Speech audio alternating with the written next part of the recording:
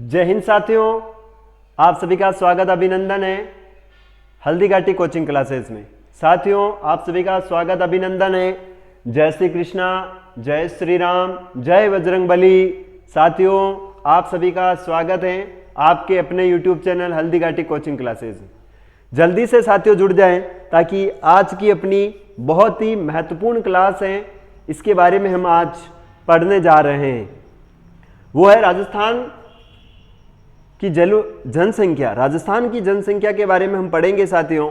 तो बहुत ही महत्वपूर्ण क्लास होने वाली है, बहुत ही याद रखना कॉन्सेप्ट आधारित क्लास है। इस क्लास के अंदर हम पढ़ेंगे राजस्थान की जनसंख्या 2011, क्योंकि 2011 के अनुसार हमें पढ़नी पड़ेगी। अभी तक नए आंकड़े नहीं आए तो हमें राजस्थान की जनसंख्या 2011 को ही पढ़ना पड़ेगा, क्योंकि एग्जामिनर के द्वारा भी प्रश्न अभी हाल ही में इन्हीं से पूछे जाएंगे। तो जल्दी से एक बार सभी क्लास को शेयर कर दें ताकि अपनी क्लास को अपन जल्दी से गति दे पाएँ। बहुत ही शानदार, बहुत ही छोटा सा टॉपिक है बेचारा, और इसके बारे में संपूर्ण जानकारी हम प्राप्त करेंगे कि जनसंख्या कहाँ से शुरू हुई, क्या है क्या नहीं। तो एक बार क्लास को शेयर भी कर दें और जल्दी से जुड़ जाएं ताकि अपन क्लास को शुरुआत करते हैं। देखिएगा, सबसे पहले हम बात करेंगे राजस्थान की जनसंख्या के संबंध में। तो क्या पढ़ेंगे अपन? पढ़ेंगे राजस्थान की जनसंख्या 2011, राजस्थान की जनगणना 2011, जनगणना 2011। राजस्थान की जनगणना 2011 के अनुसार हम राजस्थान में जनसंख्या पढ़ेंगे। वेरी वेरी इंपॉर्टेंट, याद रखिएगा। देखिएगा, सबसे पहले हम बात करें तो विश्व जनसंख्या दिवस कब मनाया जाता है? विश्व जनसंख्या दिवस कब मनाया जाता है? आपसे प्रश्न पूछा जाएगा कि विश्व जनसंख्या दिवस कब मनाया जाता है, तो आपको बताना है कि विश्व जनसंख्या दिवस 22 जुलाई को मनाया जाता है। 22 जुलाई को विश्व जनसंख्या दिवस मनाया जाता है। वेरी वेरी इंपॉर्टेंट है। अब बात आपने याद रखनी है, कभी भूलनी नहीं है, याद रखिएगा। इसके बाद हम बात करते आगे जनसंख्या और जनगणना। दो शब्द है यहां पर, जनसंख्या और जनगणना। अब इन दोनों के बारे में आप क्या जानते हो? जनसंख्या क्या है और जनगणना क्या है? देखिए, जनसंख्या और जनगणना में दो ही डिफरेंस है और अपने अपने शब्दों की ये दोनों शब्द जो है वो अलग से डेफिनेशन देते हैं। कि एक तो जनगणना है कि व्यक्ति कितने हैं, व्यक्ति एक पर्टिकुलर एरिया में जो व्यक्ति हैं उन व्यक्तियों के बारे में काउंटिंग करते हैं। 1 2 3 4 5 काउंटिंग करने के बाद फिर रुक जाते हैं। तो जो काउंटिंग की जाती है वो जनगणना है। काउंटिंग जो की जाती है वो जनगणना है। और एक जिनको हम काउंट कर रहे हैं, मान लीजिए इस परिसर के अंदर मान लीजिए आप 100 लोग बैठे हुए। अब मैंने गिना है, 1 से शुरू किया और मैं 100 तक गया हूं। मैं गिन रहा हूं, यानी मैं उनकी गणना कर रहा हूं। दूसरा, मैं जिसकी गणना कर रहा हूं, मान लीजिए कोई 100 व्यक्ति है, वो व्यक्ति जो है वो जनसंख्या है, जिसको हम काउंट कर रहे हैं वो जनगणना है, जिसको हम काउंट कर रहे हैं वो जनसंख्या है। तो याद रखना, इसमें दो चीजें हैं कि जनसंख्या क्या है? एक पर्टिकुलर एरिया में निवास करने वाले लोगों को हम जनसंख्या कहते हैं। एक निश्चित भूभाग में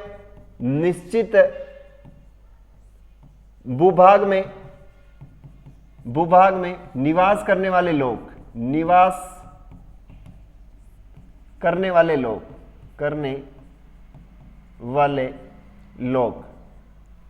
एक निश्चित भूभाग में निवास करने वाले लोग जनसंख्या कहलाती है वहां की।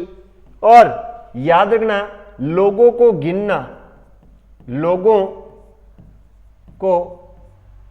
गिनना याद रखना क्या कहलाता है? जनगणना कहलाती, जनगणना कहलाती। ये दो चीजें आपको याद रखनी है। एक तो एक निश्चित भूभाग में जो निवास करते हैं लोग, मनुष्य, उनको अपन कहते हैं जनसंख्या, और एक जनगणना है जिसके बारे में हम उन्हें काउंट करते हैं वो जनगणना, याद रखिएगा। इनके बाद हम बात करें कि ये जनसंख्या किस सूची का विषय है और जनगणना किस सूची का विषय है। तो याद रखना, जनसंख्या राज्य सूची का विषय, जनसंख्या राज्य सूची का विषय, राज्य सूची का विषय था। याद रखना, राज्य सूची का विषय था, इसे निकाल करके समवर्ती सूची में जोड़ दिया गया था। याद रखना, तो अब ये किसका हो जाएगा, तो यहां पर लिख देते हैं वर्तमान में ये समवर्ती सूची का, वर्तमान में समवर्ती सूची का विषय, समवर्ती सूची का विषय। बाकी पहले ये राज्य सूची का हुआ करता था, केवल राज्य ही इसके ऊपर कानून बना सकती थी, लेकिन अब केंद्र सरकार भी इसके ऊपर कानून बना सकती है। इसके बाद में हम देखते हैं जनगणना।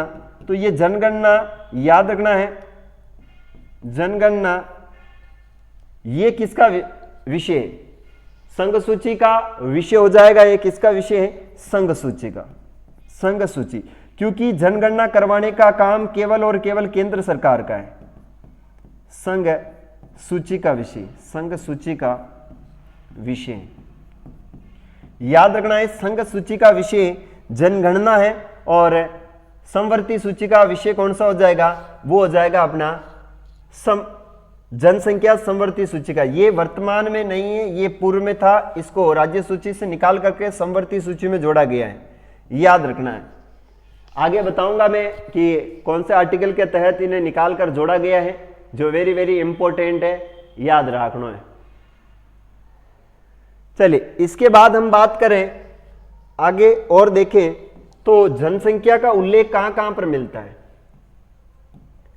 जनसंख्या या जनगणना का उल्लेख, जनगणना का उल्लेख कहां कहां पर मिलता है, उल्लेख।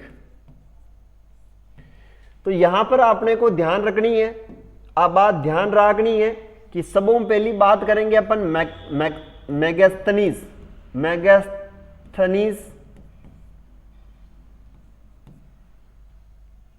मेगास्थनीज की एक पुस्तक, मेगास्थनीज की पुस्तक इंडिका के अंदर जानकारी दी, इंडिका के अंदर जानकारी दी गई है कि भाई साहब जनसंख्या को काउंट करना, जनसंख्या जो है वो गिननी चाहिए, ऐसी जानकारी अपने मैग्थनीज ने दी थी। एक पुस्तक है, इस पुस्तक का नाम है इंडिका। ये इंडिका बहुत ही मोस्ट इंपोर्टेंट पुस्तक है, इसके बारे में आपको याद रखना है। कभी कभी एग्जामिनर यहां से सीधा प्रश्न पूछ लेता है कि इंडिका नामक पुस्तक किसकी है। यहां से एग्जामिनर सीधा सीधा पूछ लेता है कि इंडिका नामक पुस्तक है, ये पुस्तक जो है ये किसने लिखी है। तो याद रखना, ये पुस्तक जो है मेगास्थनीज की,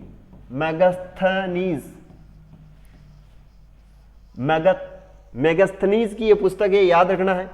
इसके बाद में चलते हैं कौटिल्य की अर्थशास्त्र,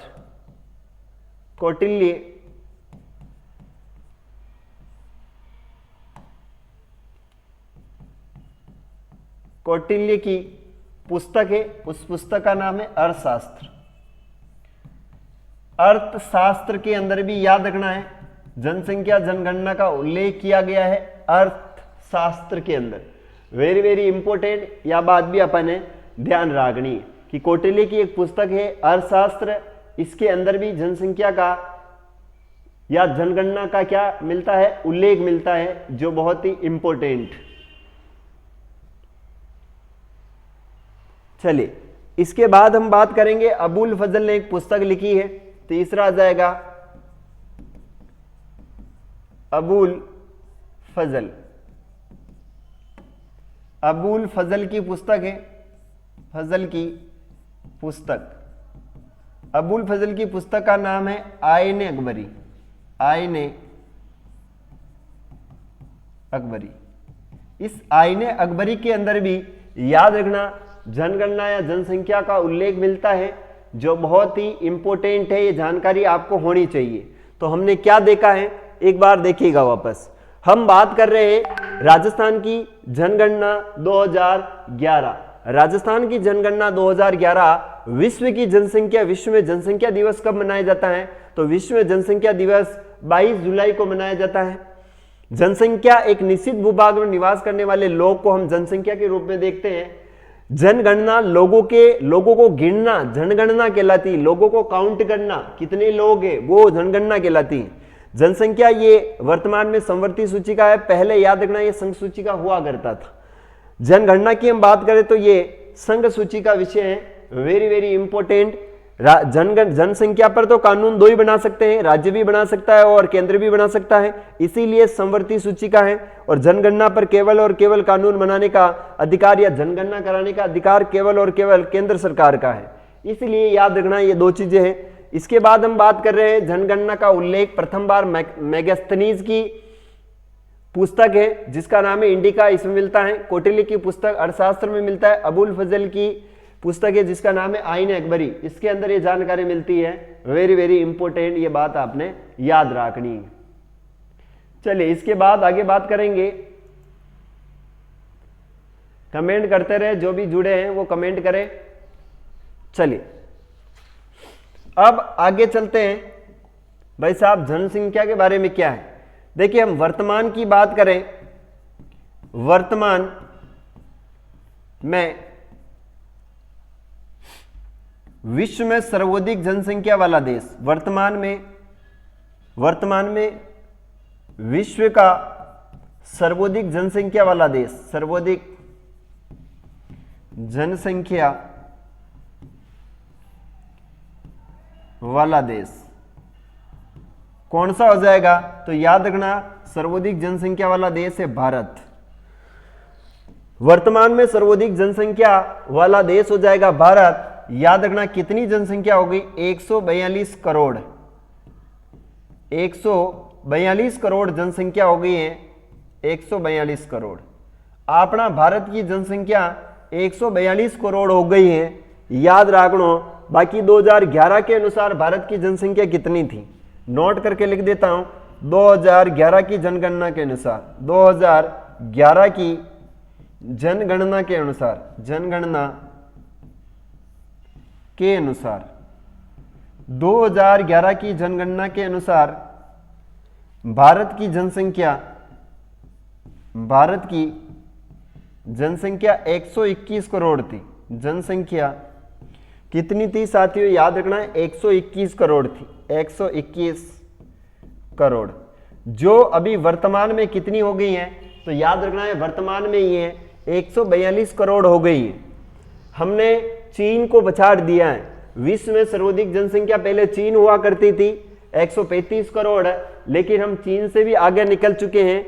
चीन की जनसंख्या हमसे वर्तमान में कम हो गई है, लेकिन अगर 2011 के अनुसार देखा जाए तो विश्व की सर्वाधिक जनसंख्या कहां पर आएगी? वो चीन के अंदर आएगी 2011 के अनुसार। लेकिन वर्तमान के अनुसार देखें कि वर्तमान 2023 में हम बात करें विश्व में सर्वाधिक जनसंख्या वाला देश कौन सा है? तो भारत है।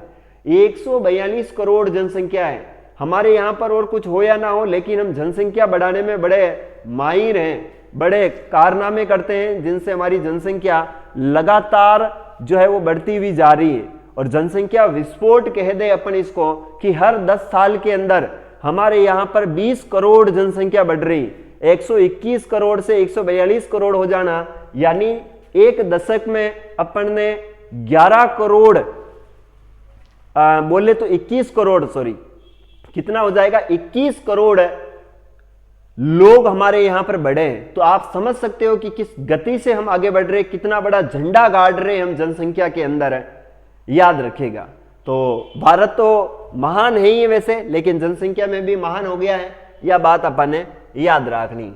इसके बाद चलते आगे बात करेंगे साथियों, विश्व में सर्वप्रथम जनसंख्या नीति की घोषणा करने वाला देश कौन सा है? विश्व में सर्वप्रथम जनसंख्या नीति की घोषणा करने वाला देश,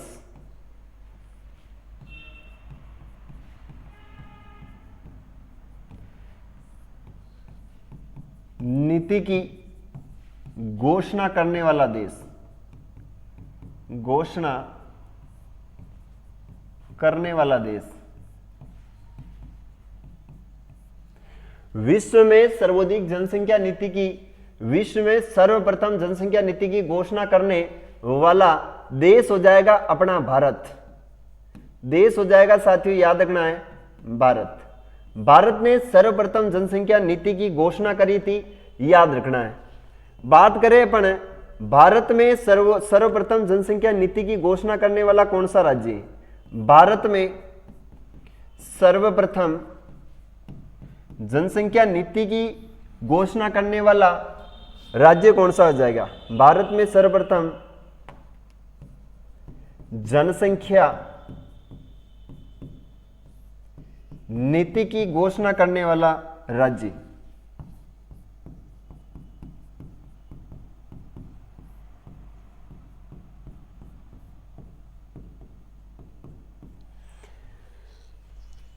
राज्य हो जाएगा अपना आंध्र प्रदेश। आंध्र प्रदेश ने भारत के अंदर सर्वप्रथम जनसंख्या नीति की घोषणा करी थी, जो वेरी वेरी इंपॉर्टेंट है। यह बात भी अपन ने ध्यान रखनी है। इसके बाद चलते हैं, राजस्थान ने अपनी जनसंख्या नीति की घोषणा कब करी? राजस्थान में जनसंख्या नीति की घोषणा, जनसंख्या नीति की घोषणा कब की? नीति की घोषणा 2000 में की। घोषणा 2000 में की। राजस्थान ने अपनी जनसंख्या नीति की घोषणा 2000 में की है, याद रखना है। आगे चलते हैं, विश्व में सर्वप्रथम जनगणना कहां पर हुई है? विश्व में सर्वप्रथम जनगणना कहां पर की गई? विश्व में सर्वप्रथम जनगणना स्वीडन के अंदर की गई थी। स्वीडन में की गई। विश्व में सर्वप्रथम जनगणना कहां पर की गई है? तो स्वीडन के अंदर की गई है। और स्वीडन के अंदर भी कब की है? तो याद रखना 1749 में की। कब है? तो 1749 ईस्वी के अंदर की है। वेरी वेरी इंपॉर्टेंट, यह बात याद रखना है। 1749 के अंदर स्वीडन ने घोषणा करी है, जो बहुत ही इंपॉर्टेंट है, बहुत ही महत्वपूर्ण है। जो भी जुड़े हुए हैं वो कमेंट करते रहें, ताकि मुझे पता रहे कि आप क्लास को देख भी रहे हैं। कौन कौन जुड़े हुए हैं ये भी बता दें, ताकि पता रहे। मैं देख लेता हूं एक बार। बहुत ही महत्वपूर्ण है। जो भी जुड़े हुए हैं वो कमेंट करते रहें, ताकि मुझे पता रहे कि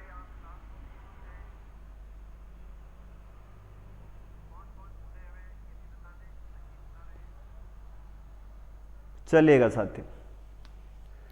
आगे हम बात करें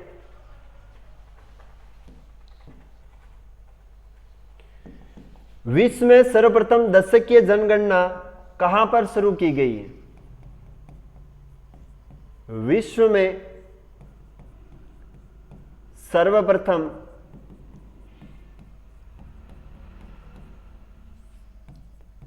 दशकीय जनगणना, दशकीय जनगणना करने वाला देश, जनगणना करने वाला देश। विश्व में सर्वप्रथम हर 10 साल के अंदर जनसंख्या गणना करेगा, ऐसा कौन सा देश है? विश्व में सर्वप्रथम 10 सालों में, हर 10 सालों के अंदर जनसंख्या काउंट करेगा, ऐसा देश हमारा कौन सा हो सकता है? तो अमेरिका है। कौन सा हो जाएगा? अमेरिका। अमेरिका एक ऐसा देश है जिसने 1790 के अंदर यह घोषणा करी थी कि प्रत्येक 10 वर्षों में क्या की जाएगी? यहां पर जनगणना की जाएगी। और ऐसा देश कौन सा है? ऐसा देश है अमेरिका, यानी अमेरिका है। इसके बाद आगे चलते हैं, और क्या है? इंग्लैंड के अंदर जनगणना कब हुई थी? इंग्लैंड में सर्वप्रथम जनगणना, इंग्लैंड में सर्वप्रथम जनगणना।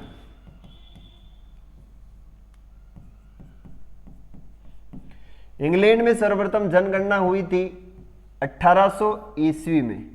1800 ईस्वी में इंग्लैंड के अंदर प्रथम बार जनगणना हुई है। वेरी वेरी इंपॉर्टेंट है, अब बात अपन ने याद रखनी है। इसके बाद चलते आगे, बात करेंगे अपन भारत में प्रथम बार जनगणना कब की गई। भारत में प्रथम बार जनगणना कब की गई। जनगणना 1872 ईस्वी में की गई। 1872 ईस्वी में की गई थी। याद रखना है, 1872 ईस्वी में सर्वप्रथम भारत के अंदर जनगणना की गई थी। इस समय किसका काल था, तो याद रखना है किसके काल में, तो लॉर्ड मियो के काल में, और आगे आ जाएगा लॉर्ड रिपन के काल में। ठीक है, लॉर्ड किसके काल में, तो ये आ जाएगा लॉर्ड मियो के काल में। लॉर्ड मियो के काल में, लॉर्ड मियो के काल में प्रथम बार ये जनगणना की गई थी, जो वेरी वेरी इंपॉर्टेंट है, ये बात अपने को याद रखनी है। लॉर्ड मियो के काल में कितनी जनसंख्या बताई थी भारत की, तो भारत की जनसंख्या बताई थी 25 करोड़। भारत की जनसंख्या 25 करोड़ बताई। 25 करोड़ बताई। लॉर्ड मियो के काल में भारत के अंदर प्रथम बार जनगणना हुई थी। इस समय लॉर्ड मियो के काल में जो भारत की जनसंख्या बताई गई थी कि इतनी भारत के अंदर जनसंख्या है, तो वो 25 करोड़ जनसंख्या बताई थी। कितनी बताई साथियों, 25 करोड़ जनसंख्या बताई है। वेरी वेरी इंपॉर्टेंट, ये आपसे पूछा जाएगा कि भारत की जनगणना जो हुई है प्रथम बार, वो किनके काल में हुई है, तो लॉर्ड मेयो के काल में हुई है। वेरी वेरी इंपॉर्टेंट, यहां से आपको पूछा जाएगा। कब हुई है, 1872 ईस्वी में की गई है, जो बहुत ही इंपॉर्टेंट है, एग्जामिनर की फेवरेट प्रश्न एग्जामिनर का यहां से कि 1872 में भारत की प्रथम जनगणना हुई है, वो किसके काल में हुई है, तो लॉर्ड मेयो के काल में हुई है। लॉर्ड मेयो ने कितनी जनसंख्या बताई थी भारत की, तो 25 करोड़ जनसंख्या बताई थी। आगे बात करते हैं भारत की व्यवस्थित भारत में प्रथम व्यवस्थित जनगणना कब हुई। भारत में सर्वप्रथम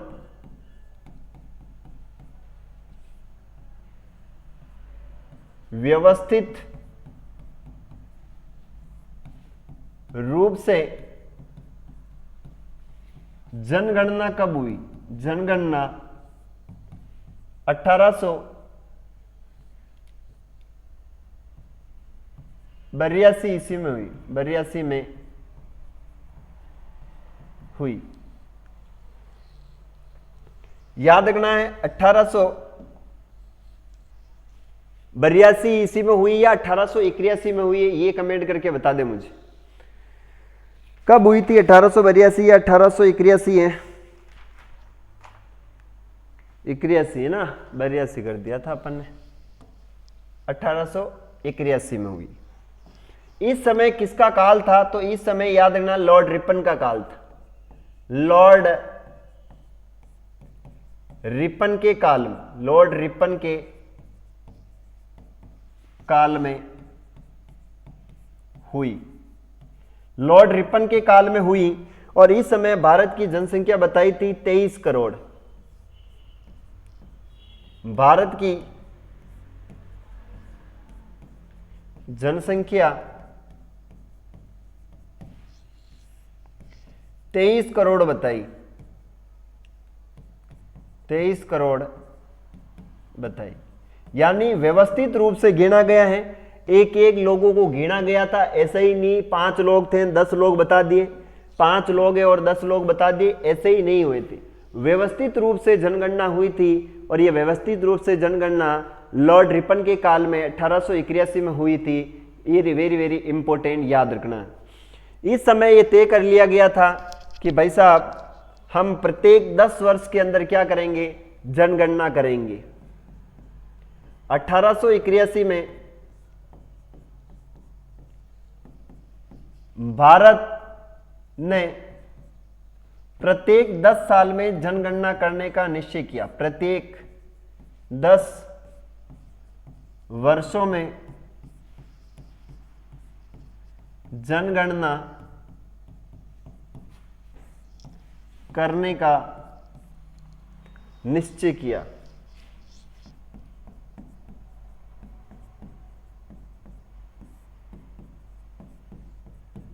आपसे एक प्रश्न पूछा जाएगा, भारत में प्रथम बार दशकीय जनगणना कब हुई? इंपोर्टेंट, नोट करके लिख देता हूं।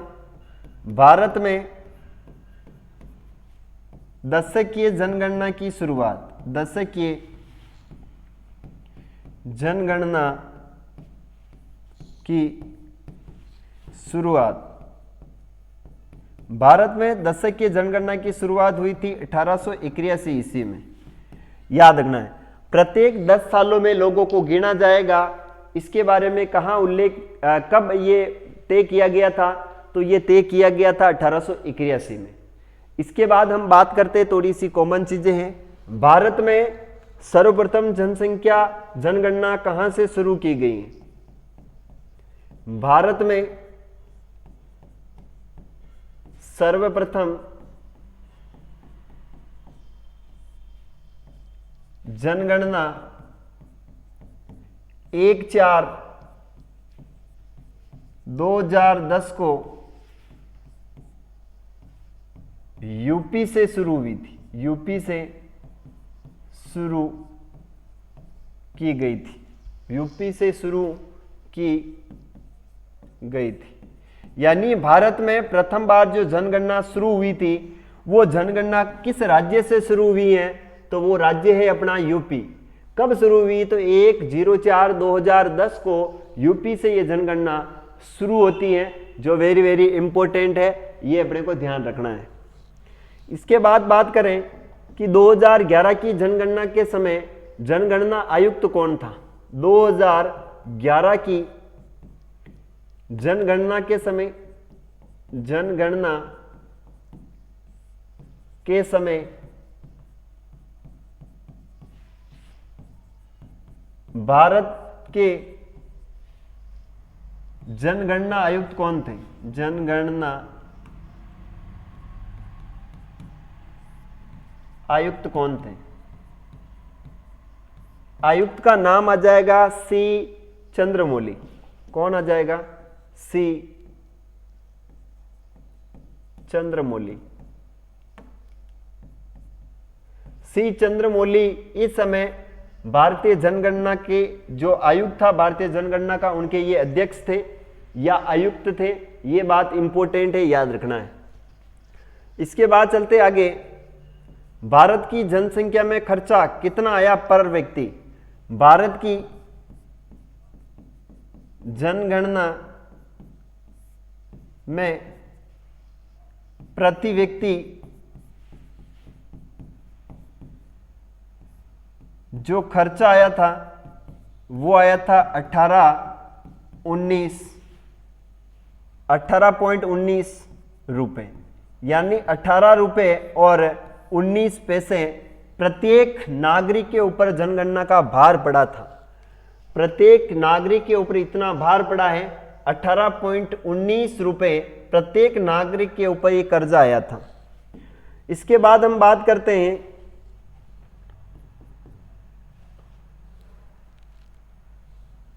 1 मई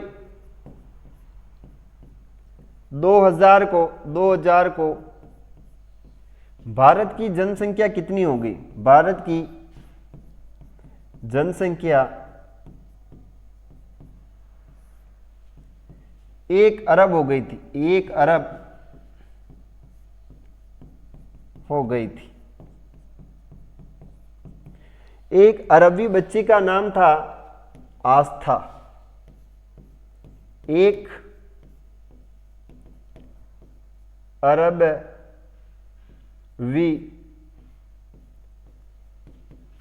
बच्ची का नाम आस्था था। आस्था था। याद रखना है कि 1 मई 2000 को भारत की जो जनसंख्या है वो 1 अरब हो गई थी और 1 अरबवी जिस बच्ची को काउंट किया गया था उस बच्ची का नाम था आस्था।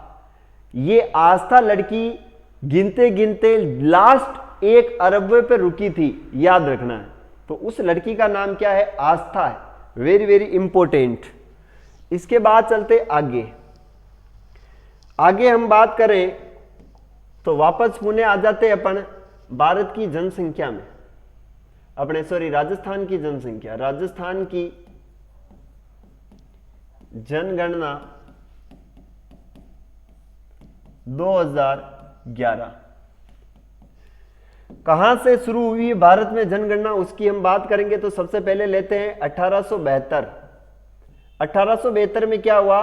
भारत में प्रथम बार जनगणना, भारत में प्रथम बार जनगणना 1872 में भारत में प्रथम बार जनगणना हुई। किनके काल में? लॉर्ड मेयो के काल में 25 करोड़ जनसंख्या बताई थी। दूसरा आ जाता है सन 1881। 1881 में क्या हुआ?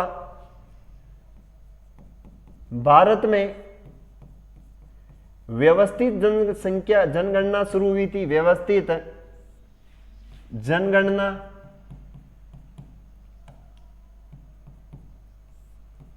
की शुरुआत एवं प्रत्येक 10 वर्षों में जनगणना करने का निश्चय, एवं प्रत्येक 10 वर्ष में 10 वर्ष यानी दशकीय जनगणना, दशकीय जनगणना।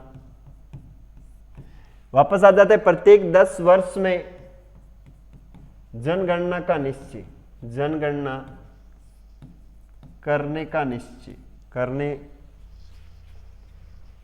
का निश्चय किया गया है।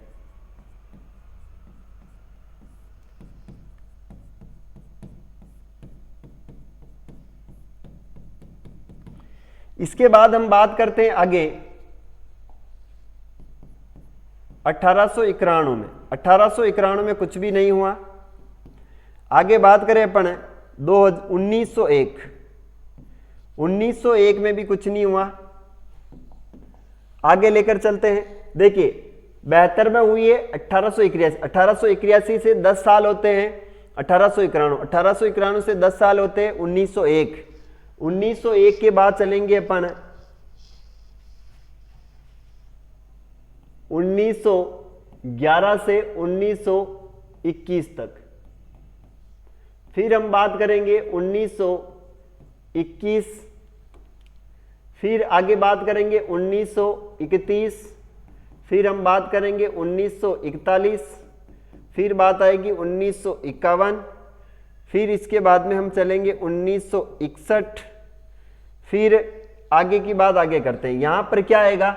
1911 और 1911 से 1921 वाले दशक में क्या होता है? 1911 से 1921 वाले दशक में प्रथम बार भारत की जनसंख्या घटी थी। प्रथम बार भारत की जनसंख्या घटी। प्रथम बार भारत की जनसंख्या घटी थी,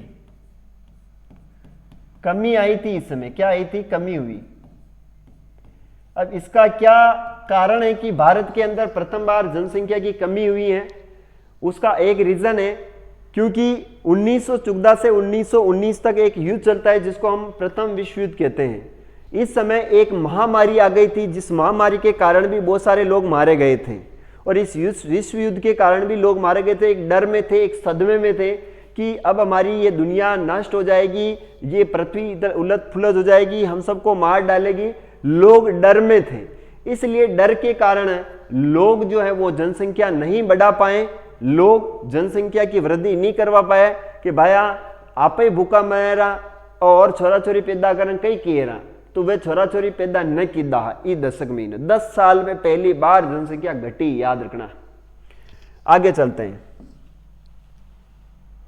अब बात करते हैं 1921 में। वैसे कुछ नहीं हुआ। 1931 के अंदर भारत में प्रथम बार जातीय जनगणना हुई। भारत में प्रथम बार जातिगत जनगणना, प्रथम बार जातिगत जनगणना हुई, जातिगत जनगणना हुई। याद रखना, भारत में प्रथम बार जातिगत जनगणना कब हुई है? तो 1931 के अंदर हुई है। वेरी वेरी इंपोर्टेंट, इसमें कुछ नहीं आता है। 1951 की बात करते हैं, स्वतंत्र भारत, स्वतंत्र भारत की प्रथम जनगणना, प्रथम जनगणना, आजाद भारत की प्रथम जनगणना थी ये।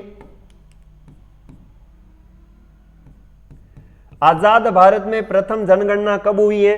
तो याद रखना 1951 में हमारा देश, 26 जनवरी 1950 को हमारा देश आजाद हो गया था। याद रखना 26 जनवरी 1950 को हमारा देश आजाद हुआ। 26 जनवरी 1950 को हमारा देश आजाद हो गया था। सॉरी, संविधान लागू हुआ था। यहां पर आजाद की मैं 15 अगस्त 1947 को हमारा देश आजाद हुआ, 1947 को। फिर बात आती 26 जनवरी 1950 को हमारा संविधान लागू हुआ। 26 जनवरी 1950 को संविधान लागू हुआ। तो याद रखना, हम आजाद जब हुए उस समय हमारी कोई गणना नहीं हुई, लेकिन 1951 में हमारी पहली बार जनगणना हुई और ये आजाद भारत की प्रथम जनगणना थी। 26 जनवरी 1950 को हमारा संविधान लागू हुआ था। वेरी वेरी इंपॉर्टेंट है, ये बात आपको याद रखनी है। सर इसके बाद और क्या है? तो स्वतंत्र भारत की प्रथम जनगणना हो गई है। ये भारत की कौन सी जनगणना है? तो याद रखना, भारत की 9वीं जनगणना है, 9वीं जनगणना है। आजाद भारत की प्रथम है और भारत की कौन सी जनगणना हो जाएगी? 9वीं जनगणना थी। कैसे हो जाएगी? तो एक बार देखिएगा, यहां से जनगणना शुरू हुई 1 2 3 4, 4 के बाद आ जाएगा इधर 5 6 7 8 9, तो ये 9वीं जनगणना है, याद रखना है। 1961 में क्या हुआ? कुछ भी नहीं हुआ। आगे लेकर चलते हैं। 1961 से 1971, 1961 से 1971 वाले दशक में क्या हुआ है? इस वाले दशक में याद रखना है, भारत की जनगणना प्रथम बार बढ़ी है। भारत की जनसंख्या प्रथम बार बढ़ी है। जनसंख्या में वृद्धि वाला दशक, वृद्धि वाला दशक, यानी भारत के अंदर क्या हुआ कि 1961 से लेकर 1971 ये जो 10 साल थे, इस 10 सालों में जो आगे नतीजे आए थे जनसंख्या के, उनमें जनसंख्या बढ़ी थी। और 1911 से लेकर 1921 के अंदर प्रथम बार जनसंख्या घटी ही। आ बात अपन ने याद रखनी है। सर इका बाद में और कई है, तो आगे एक दशक और आता है, उसका नाम है 1971 से 1981। 1971 से 1981 में क्या हुआ? तो इस समय राजस्थान की जनसंख्या प्रथम बार बढ़ी। याद रखना है, राजस्थान में प्रथम बार जनसंख्या वृद्धि हुई। राजस्थान में प्रथम बार जनसंख्या की वृद्धि हुई, जनसंख्या में वृद्धि हुई। आपसे प्रश्न पूछा जाएगा, 2 प्रश्न मैं लिख देता हूं यहां पर, क्वेश्चन से एक एक प्रश्न। पहला, भारत में जनसंख्या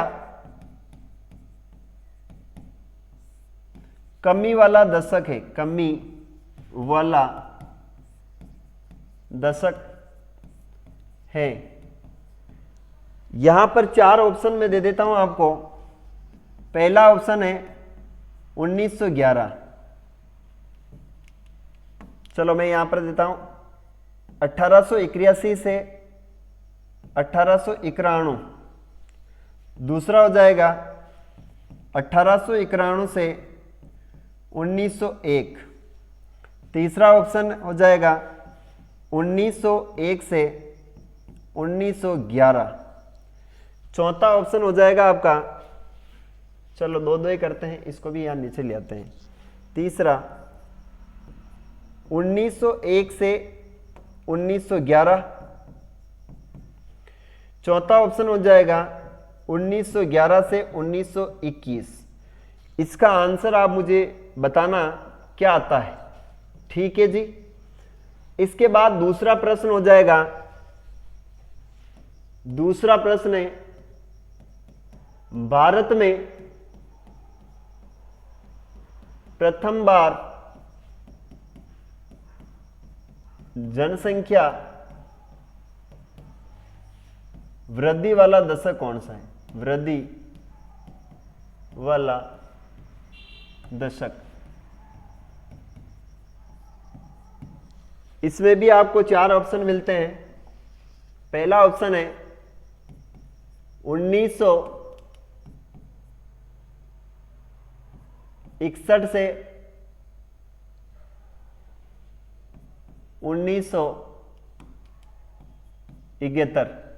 दूसरा ऑप्शन है 1931 से 1941। तीसरा ऑप्शन है 1911 से 1921। चौथा ऑप्शन है 2001 से 2011। इसका भी आप मुझे आंसर दोगे, कल मैं आपको इसका उत्तर बताऊंगा। अगर आप दे पाए तो, नहीं दे पाए तो मैं बता दिया था। तीसरा प्रश्न है राजस्थान में जनसंख्या वृद्धि वाला दशक है। जनसंख्या वृद्धि वाला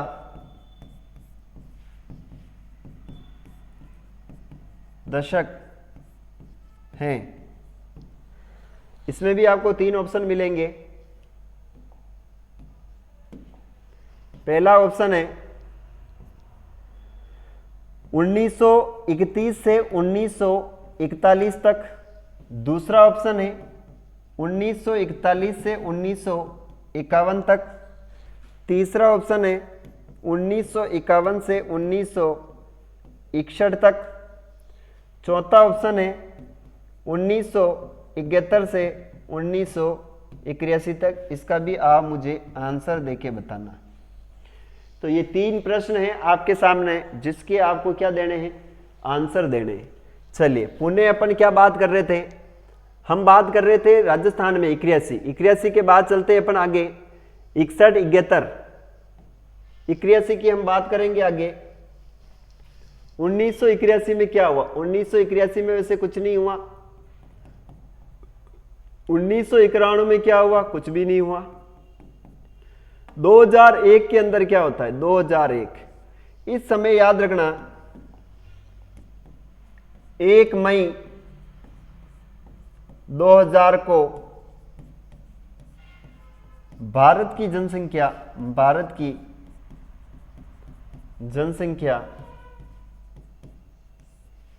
1 अरब हो गई थी। 1 अरब हो गई थी। एक अरबी बच्ची का नाम था आस्था। 1 अरबी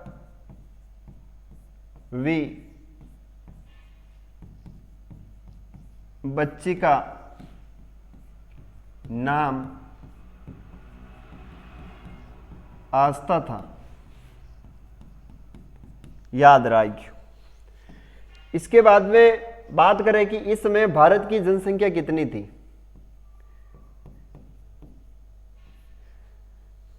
चलिए अपन राजस्थान की जनसंख्या कर लेते हैं। इस समय राजस्थान की जनसंख्या कितनी थी? राजस्थान पढ़ रहे ना मैं, भारत बेटा बोला। राजस्थान की जनसंख्या इस समय राजस्थान की जनसंख्या थी 5.65 करोड़। इस समय भारत की जनसंख्या थी 5.65, राजस्थान की जनसंख्या थी 5.65 करोड़, याद रखना है। इसके बाद चलते आगे 2011 की हम बात करेंगे। आगे ले लेता हूं 2011 की जनसंख्या। 2011 इस समय क्या होता है, याद रखना है,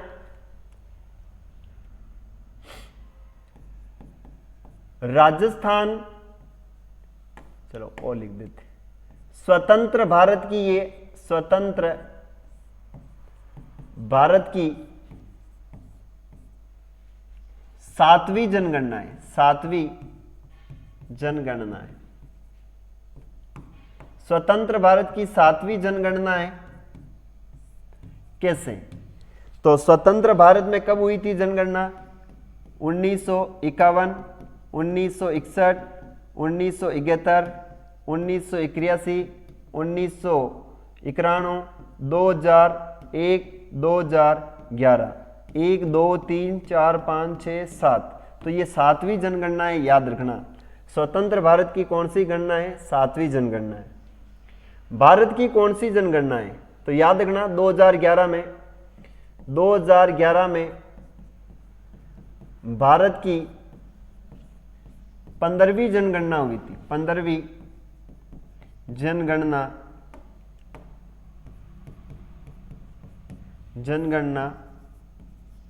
हुई थी। कैसे सर?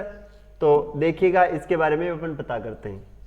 सबसे पहले जनगणना शुरुआत होती है 1872, 1881, 1891, 1901, 1911, 1921, 1931, 1941, 1951, 1961, 1971, 1981, 1991, 2001, 2011।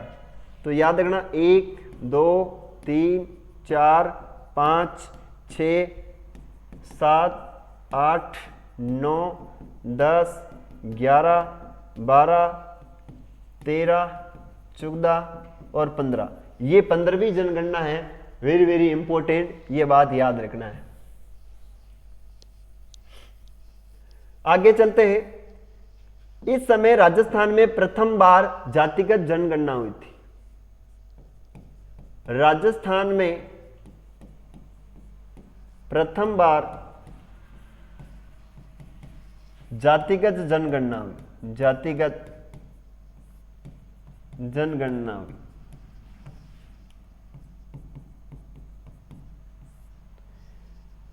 राजस्थान में प्रथम बार जातिगत जनगणना हुई। इस समय भारत की दूसरी जातिगत जनगणना हुई।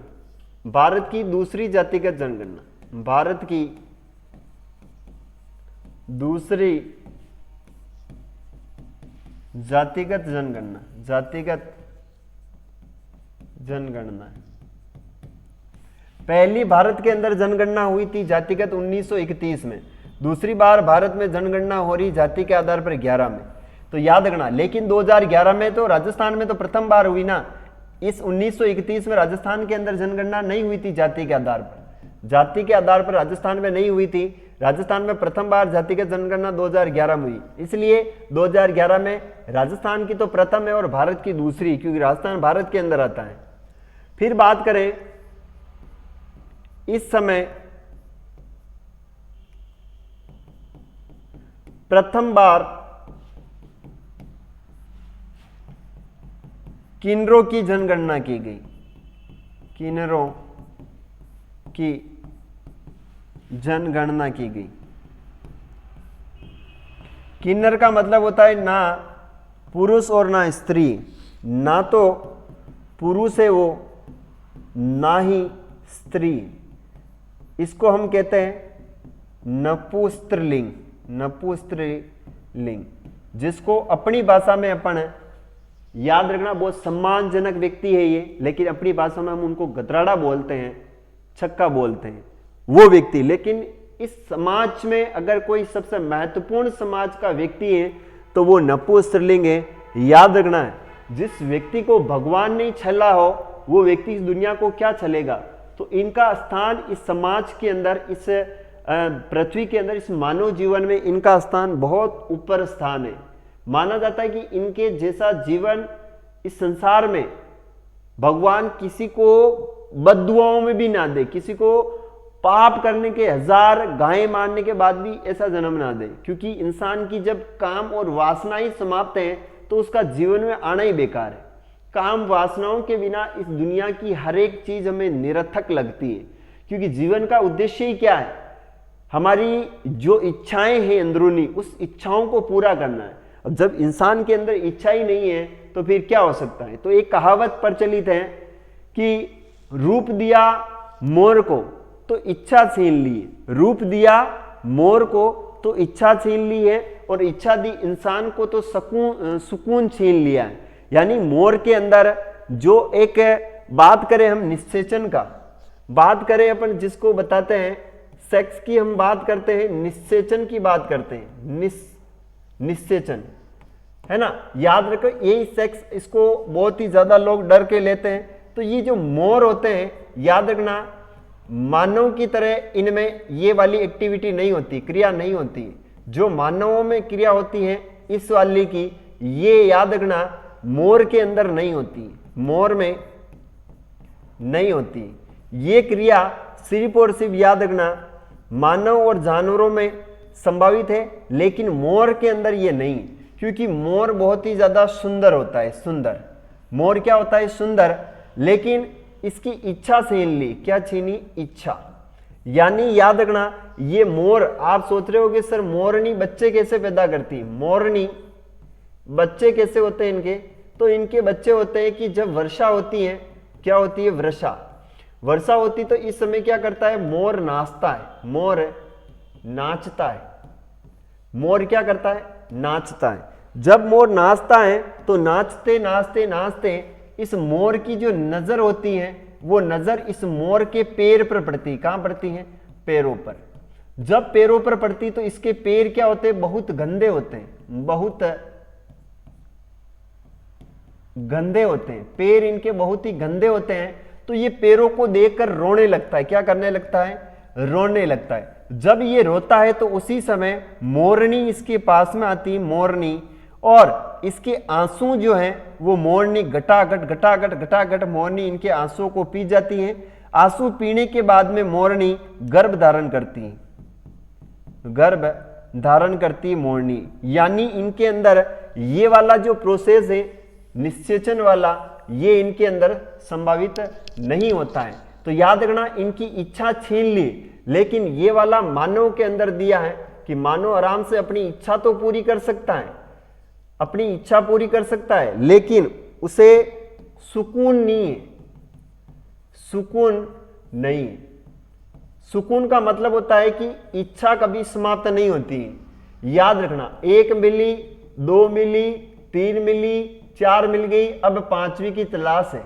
तो याद रखना इस प्रकार की इच्छाएं जो हैं वो मोर के अंदर नहीं है, ऐसी इच्छाएं हमारे मानव के अंदर। और सबसे बड़ा दुख का कारण है वो है हमारी इच्छाएं जो कभी समाप्त नहीं होती है, याद रखिए।